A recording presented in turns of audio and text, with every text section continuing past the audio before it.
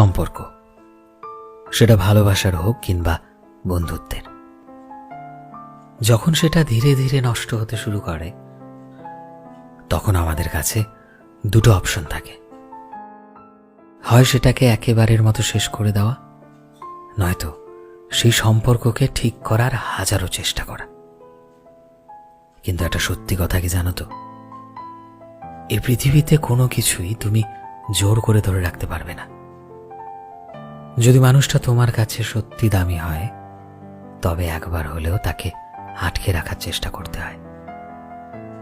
আর যদি তারপরও সে তোমার জীবনে না থাকতে চায়, তাকে ছেড়ে দিতে হয়। কারণ সম্পর্কে মানুষ জড়ায় ভালো থাকতে।